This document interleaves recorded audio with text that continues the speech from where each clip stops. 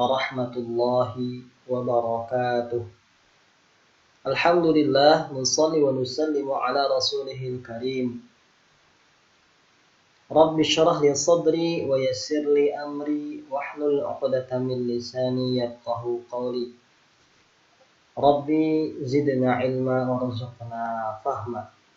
Subhanaka la ilma lana illa ma 'allamtana innaka antal alimul hakim. Wala haula wala quwwata illa billahil aliyyil azim. Amma ba'du. Alhamdulillah, syukur kepada Allah Subhanahu wa taala atas semua nikmat yang telah Allah berikan kepada kita. Salawat juga salam mudah-mudahan selalu tercurah kepada junjungan kita Nabi besar Muhammad sallallahu alaihi wasallam.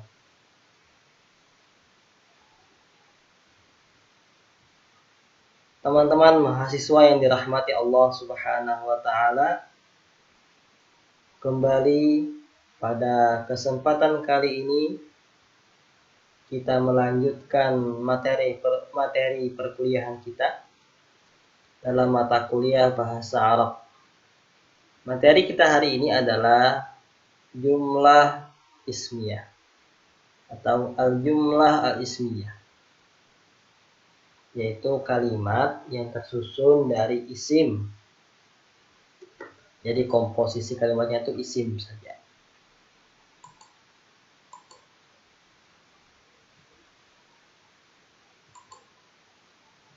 Baik, sebelum kita membahas jumlah al-ismiyah, terlebih dahulu kita harus tahu bahwasanya dalam bahasa Arab ada dua bentuk kalimat. Sighatul jumlah, yaitu ada dua. Pertama, al-jumlah al-ismiyah. Ini akan kita bahas pada pertemuan kita kali ini. Yang kedua, al-jumlah al-fi'liyah.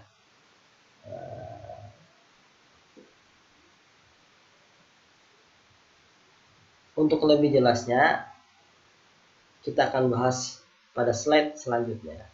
Jadi, ini sekedar informasi bahwasanya bentuk kalimat dalam bahasa Arab itu ada dua bentuk inti kalimat, yaitu al-jumlah al-ismiyah dan al-jumlah al-fi'liyah. Dan yang kita bahas pada kesempatan kali ini adalah al-jumlah al-ismiyah. Baik, langsung ke slide selanjutnya. Apa itu al-jumlah al-ismiyah? Simpelnya, jumlah ismiyah itu adalah kalimat tadi yang tersusun dari isim plus isim. Jadi dua isim menjadilah kalimat, atau isim plus fi'il. Ini juga bisa menjadi jumlah ismiyah. Kenapa? Karena kalimat tersebut dimulai oleh isim, maka dikatakan jumlah ismiyah. Tapi yang kita bahas pada kesempatan kali ini hanya yang pertama ini saja, yaitu isim ditambah isim. Jadi menjadilah kalimat sempurna. Seperti apa contohnya berikut ini. Definisinya. Contohnya belum ya. Ini definisi jumlah ismiyah, yaitu kalimat yang tersusun dari mubtada dan khobar. Mubtada dan khobar. Itulah jumlah ismiyah. Tadi kan dua, isim plus isim. Ya, ini isim yang pertama itu mubtada namanya, yang kedua itu khobar. Untuk lebih jelasnya, apa itu mubtada, apa itu khobar, kita lanjut pada slide selanjutnya. Walaupun mungkin dari kalian sudah ada yang tahu apa itu mubtada, apa itu khabar. Tapi tidak salahnya kita ulang lagi. Mubtada adalah isim yang terletak di awal kalimat. Jadi ketika menulis kalimat bahasa Arab, maka kata yang tertulis dalam kalimat Arab itulah mubtada. Mudah kan? Yang kedua, Apa itu khabar? Khabar adalah isim yang terletak setelah mubtada dan melengkapi maknanya sehingga menjadi kalimat sempurna. Jadi posisi khabar itu setelah mubtada, ya kan? Isim, mubtada, baru khabar. Dengan adanya khabar maka kalimat tersebut menjadi sempurna. Artinya kalimat tersebut memberi faedah kepahaman. Ini definisi mubtada dan ini definisi khabar. Sampai di sini paham ya, apa itu mubtada, apa itu khabar. Untuk lebih jelasnya saya perlihatkan sekilas contoh-contohnya. Al-baitu kabirun, al-baitu wasi'un, al-kitabu saqilun, hadza zaidun. Inilah contoh jumlah ismiyah. Al-baitu itu mubtada, kabirun khabar. Sudah kan jadi jumlah ismiyah sudah. Rumah itu besar. Contohnya al-baitu mubtada, wasi'un khabar. Rumah itu luas. Al-kitabu buku itu saqilun berat. Mubtada khabar. Hadza ini mubtada, Zaid khabar. Jadi seperti itulah sekilas bentuk jumlah ismiyah yang terdiri dari mubtada dan khabar. Setiap yang di awal ini semuanya mubtada. Apakah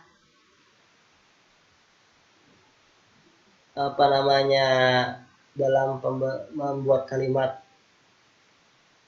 jumlah ismiyah sesimpel ini? Ya, simpel. Namun ada ketentuan-ketentuan yang harus kita perhatikan sehingga pembentukan kalimatnya benar, betul, tidak keliru. Bagaimana mubtadanya, bagaimana khabarnya, bagaimana bentuknya, ada ketentuan-ketentuannya sehingga tidak keliru, tidak hanya asal tulis isimnya, tulis khabarnya jadi kalau tidak, ada ketentuannya. Bagaimana ketentuannya? Ketentuannya pada slide berikutnya. Jadi jangan kemana-mana, biar jelas. Nanti bisa mengerjakan latihan. Yang pertama, ketentuan atau syarat-syarat pada mubtada. Harus seperti apa sih mubtada itu?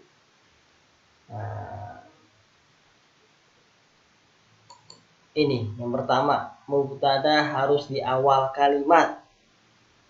Jelas kan, mubtada namanya juga mubtada yang diletakkan di awal itu mubtada kan, yang diletakkan di awal, mubtada yang diawalkan. Ya otomatis harus di awal, kalau nggak bukan mubtada namanya. Itu mudah saja. Yang kedua, mubtada harus ma'rifah. Harus ma'rifah. Apa itu ma'rifah? Sebenarnya kita sudah belajar kemarin kan tentang isim, bentuk isim. Itu isim nakirah dan isim ma'rifah. Ma'rifah itu kan isim kata khusus yang sudah diketahui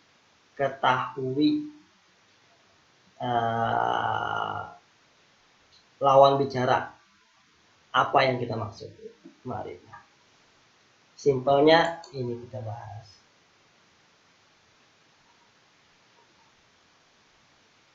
Nah, ini isim ma'rifah. Yang ada alif lamnya. Isim ma'rifah. Jadi isim ma'rifah. Isim yang sudah kita oleh yang bicara dan bicara maksud, itu isim ma'rifah. Dan ditandai dengan alif lam di antaranya. Padahal kemarin sudah saya sampaikan juga ada 6 bentuk isim ma'rifah. Lawannya kan nakirah. Nakirah itu masih umum. Kalau ma'rifah khusus sudah. Artinya Yang bicara dan lawan bicara sudah menentukan objek atau subjek yang dimaksud. Al-baitu, rumah itu. Al-kitabu, buku itu. Al-baitu, rumah itu. Hadza, ini. Zaidun. Jadi sudah ditentukan, itu ma'rifat. Nah, ada 6 jenis isim. Ada 6 jenis isim. Tolong nanti dijawab ya, 6 jenis isim ini. Setelah kalian tonton video ini. Yang pertama kali menjawab akan dapat nilai dari saya. Oke. Selanjutnya inilah dia 6 isim ma'rifah. Pertama isim alam, yang kedua isim dhamir, yang ketiga isim isyarah, yang keempat isim mausul, yang kelima isim yang beralif lam tambah alif lam, yang keenam isim yang beridhofah, yang diidhofahkan, yang disandarkan.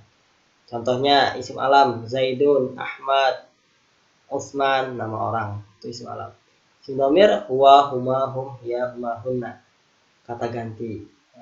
Huwa Zaidun. Huwa itu mubtada, dia ma'rifah, dia itu Zaid. Tentunya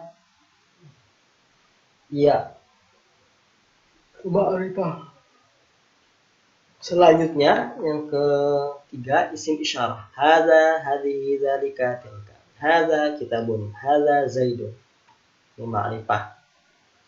Isim mausul, kata sambung, alladzi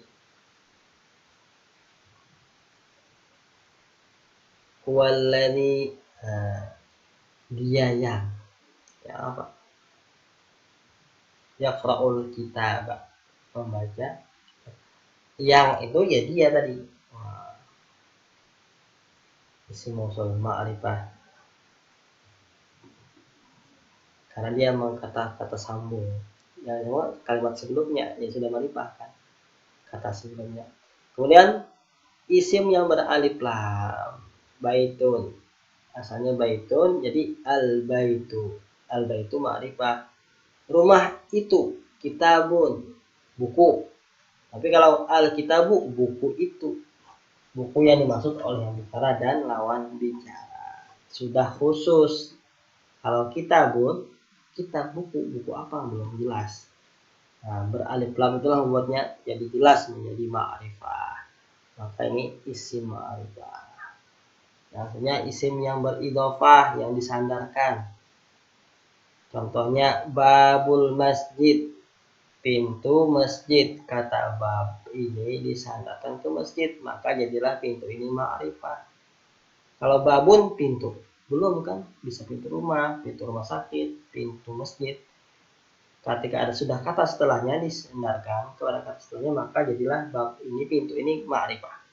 Babul masjid, pintu masjid. Babul masjidi fasidun, pintu masjid itu rusak. Nah, pintu masjid itu mubtada, fasidun rusak itu khabarnya.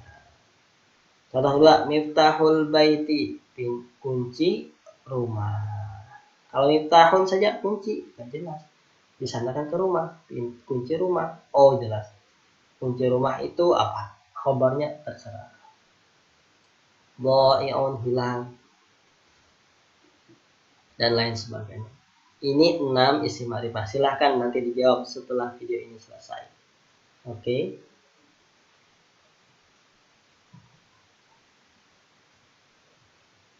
Lanjut. Nah, sudah kita ketahui bahwasanya mubtada itu pertama tadi harus di awal, kedua harus ma'rifah. Selanjutnya harus rofa. Nah, apa itu rofa? Rofa ini adalah harakat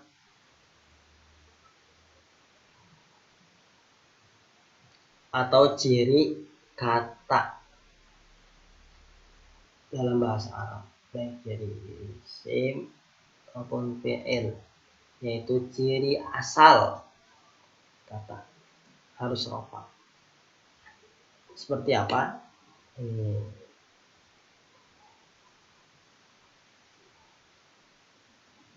Nah, rofa ini ini harokat ini rofa. Nah, jadi mubtada itu harus apa? Apa itu harokat dhammah. Al-kalbu ini ciri rofa. Harokat asal dalam bahasa Arab dhammah. Nah, itu rofa. Isim itu dengan rofanya isim bisa dengan dhammah. Ini kalau dia apa namanya? Mufrad.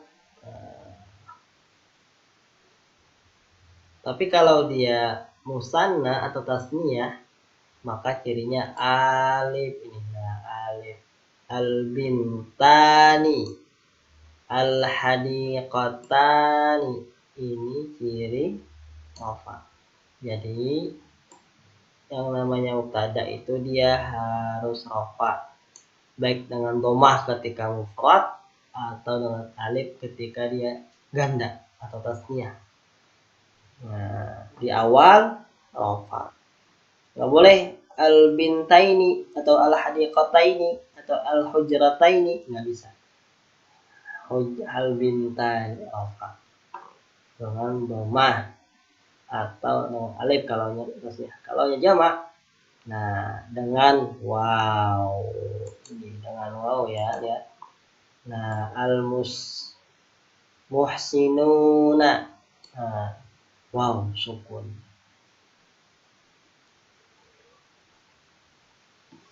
Contoh yang kalau jamak bentuk. Orang-orang baik itu mamduhuna. Nah, terpuji, dipuji. Mamduhuna ini juga. Tapi ini dia isinya khabar ya, nanti kita jelaskan lagi. Kita bicara. Ini saja tuh. Nah, yang tadi.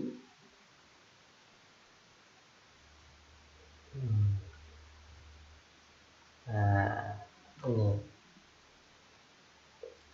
ini ciri rafa kalau mufrad, ini kalau musanna ganda, dan ini ciri kalau dia jamak. Lanjut ya, paham ya? Rafa itu dhammah, alif atau waw. Dia harus rafa mubtada itu. Kembali, harus di awal, harus ma'rifah, harus rafa. Terakhir, mubtada tidak boleh didahului oleh apapun. Ya, yang lain juga di awal. Kalau dia mendahului ya bukan mubtada lagi, dia berubah. Nah, contohnya ini. Az-zihamu syadidun. Ini ziham ini kemacetan atau berjubel, berdesak-desakan. Kemacetan itu sangat syadid, sangat bersangatan. Artinya kemacetan itu sangat-sangat macet. Az-ziham, kemacetan itu sangat sekali, sangat bersangatan. Az-zihamu syadidun. Atau al-baitu nadhifun, rumah itu bersih. Nah, ini kan mubtada.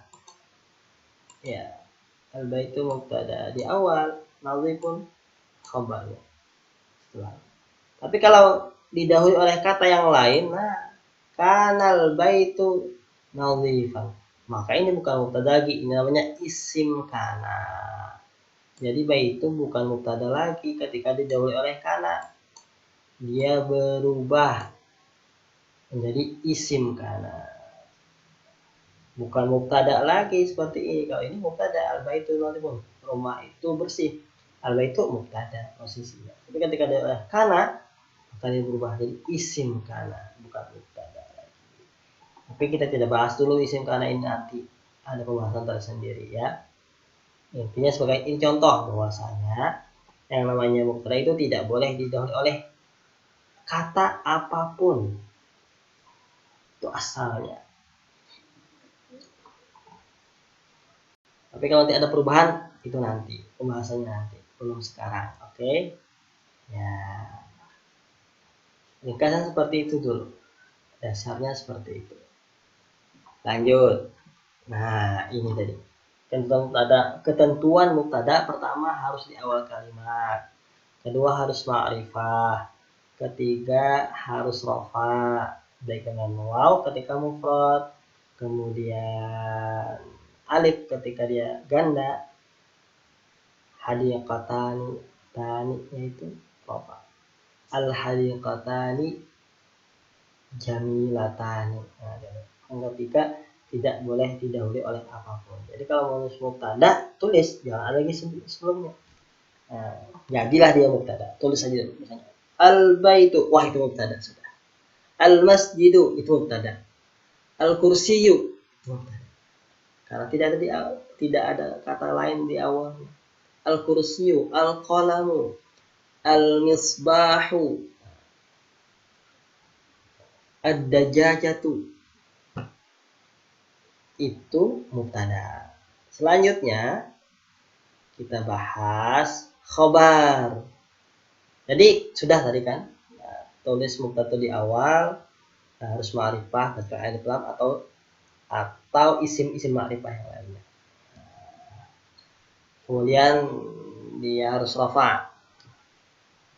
Rafa tadi dengan waw, dhammah, alif. Tidak boleh diawali.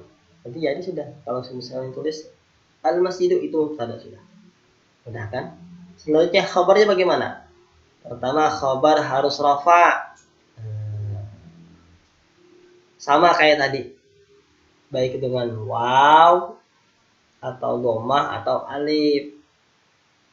Khabar berada setelah mubtada. Ya, kan di awal. Otomatis setelah mubtada yaitu khabar setelahnya. Dia ada setelah khabar. Khabar harus nakirah. Khabar harus mengikuti keadaan mubtada dalam bentuk mufrad, tasniyah, jamak, mudzakkar, muannas. Oke.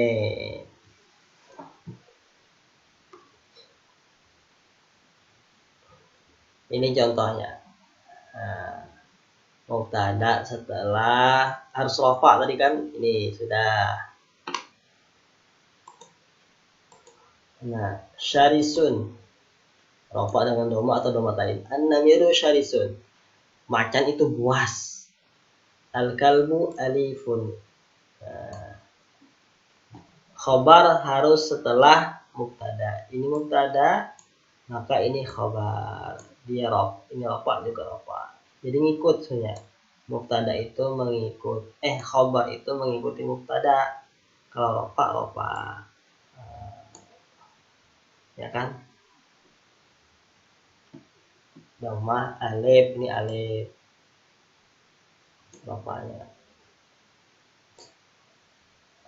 Khabar setelah mubtada. Ini kalaunya jamak. Mamduhuna, mu'aqabuna, al-kusalau mu'aqabuna. Para pemalas itu dihukum, sedang dihukum. Al-kusala mu'aqabuna, orang-orang malas itu sedang dihukum. At-talamidu azkiya, murid-murid itu adalah orang-orang yang pintar.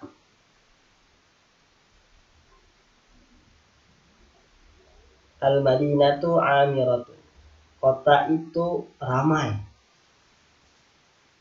Zainabun muti'atun, Zainab itu adalah orang yang taat. Lanjut. Khabar harus rafa, berada setelah mubtada, harus nakirah, dan mengikuti keadaan mubtada dalam bentuk mufrad, tasniyah, jamak, mudzakkar, muannas. Ikut. Rafa sudah. Nakirah, ini nakirah. Nakirah kan lawannya ma'rifah. Nah, ini nakirah. Kan ini ma'rifah pakai alif lam, maka ini pakai alif jadi nakirah. Ini apa? Ini bukan isim alam, sabihatun. Bukan isim mausul, bukan isim isyarah, bukan isim dhamir. tidak bukan idhofah, maka ini khabar. Muti'atun khabar, amiratun khabar. Dia nakirah, tidak pakai alif lam, nakirah, otomatis nakirah. Dan selain yang 6 tadi, maka nakirah. Jadi intinya tidak boleh pakai alif lam, ya. Itu.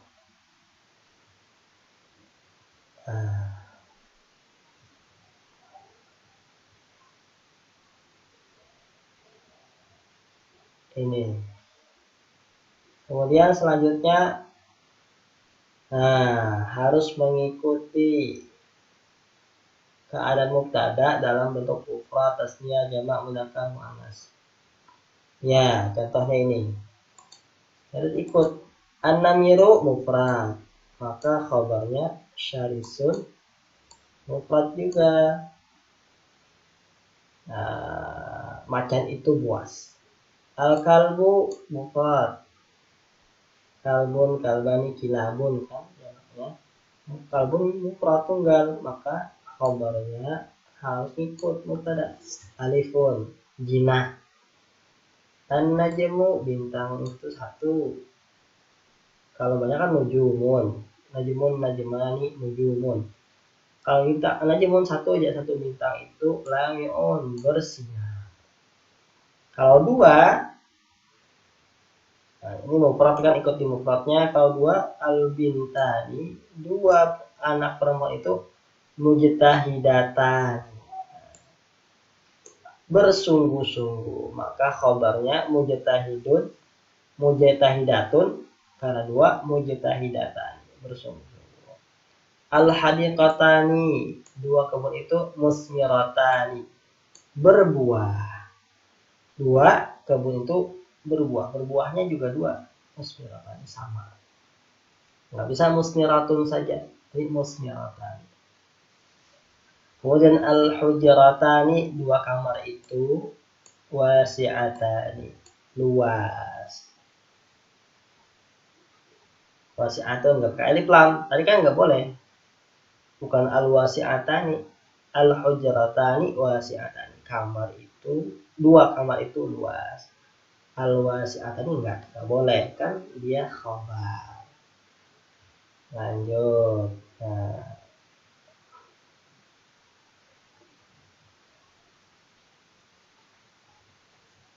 Dalam jamak kan al-batatu muannas, dua ikut taknisnya. Kalau al-batatunya muannas, bebek itu sabihatun, berenang. Kalau batatu muannas kan dari mufrad, jamak, taknis, taknis jamak ikut. Juga mudzakkar muannasnya. Nah, kalau al-batatu ini muannas, maka sabihatun juga muannas ikut. Zainabun muannas, Zainab perempuan, muti'atun ikut juga, muti'atun muannas. Al-madinatu amiratun, kota itu rame, ikut juga. Pakai tak marut atau muannas, ikut muannas.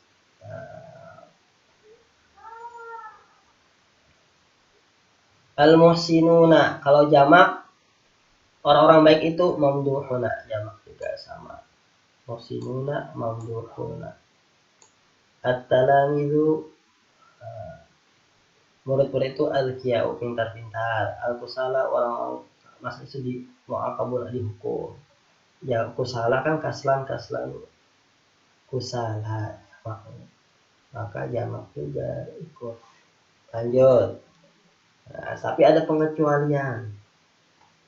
Kalau jamak li ghairi akil, untuk kata yang bukan orang berakal, benda, maka boleh jamaknya itu pakai mufrad saja, mufrad muannas. Mufrad, nah ini lihat tuh. Atau pakai jamak muannas, asy-syajaratu muriqatun, berbuah, pohon itu berdaun lebat, atau muriqatun, atau muniqatun, boleh. Kalau pohon kan nggak berakar.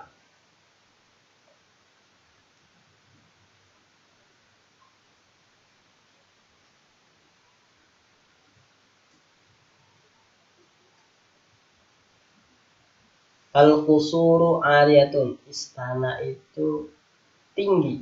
Bisa aliyatun atau aliyatun.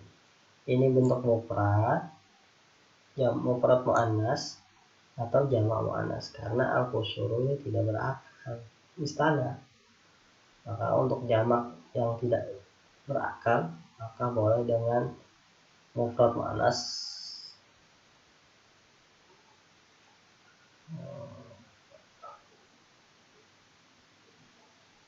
Itu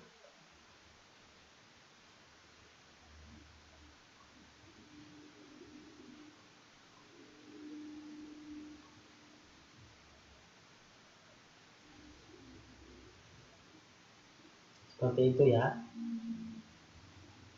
contoh jamak tidak akil. Baik, mungkin sampai di sini dulu bahasan kita.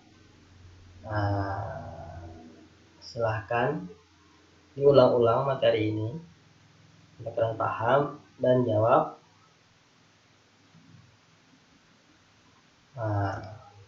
Jawablah pertanyaan berikut. Ini pertanyaannya. Buatlah jumlah ismiyah dengan kata-kata berikut. Ini buat.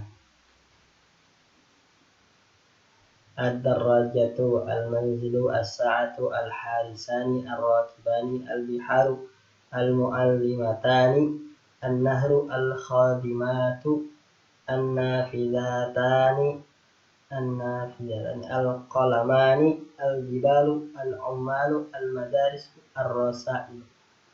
Ini mubtada, kemudian kalian cari khabarnya. Ini sudah jadi mubtada, kalian buat khabarnya. Oke, kumpulkan segera. Saya kasih waktu mengerjakannya ini kurang lebih 1 jam. Oke, terima kasih atas perhatiannya. Salah khilaf saya mohon maaf. Mudah-mudahan materi yang saya sampaikan ini bermanfaat, bisa dikuasai pelan-pelan dan diaplikasikan tentunya, dikembangkan tentunya. Wa akhirul kalam, wassalamualaikum warahmatullahi wabarakatuh.